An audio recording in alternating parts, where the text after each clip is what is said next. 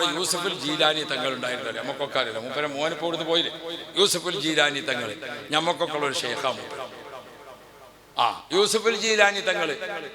അല്ലാഹു റബ്ബി, ഒരാളെങ്ങനെ സ്റ്റേജിൽ കയറി വന്ന ഒരാൾ അപ്പൊ തന്നെ എന്നോട് ചോദിച്ചു, മൂപ്പര് ഇവൻ ഏതാടാ? ഞാൻ അറിയില്ല പാപ്പ, ഓൻ കള്ളനാട്ടോ ഉള്ളത്. അപ്പം മുഖത്ത് നോക്കി പറയാൻ കഴിയുന്ന ഒരു പ്രത്യേക കഴിവുണ്ടായിരുന്നു. മൂപ്പര് വഫാത്താകുന്നതിന് തൊട്ട് മുമ്പത്തെ ഹജ്ജ് ഞങ്ങൾ ഒരുമിച്ചാണ് ചെയ്യുന്നത്.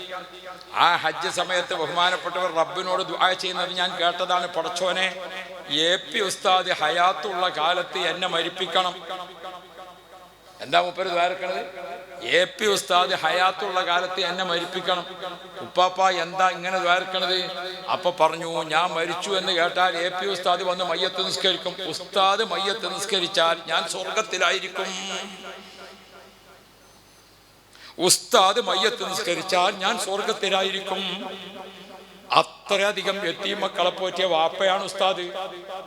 അത്രയധികം അഹ്ലു ബൈത്തിന് മഹബത്ത് വെച്ച ആളാണ് ഉസ്താദ്.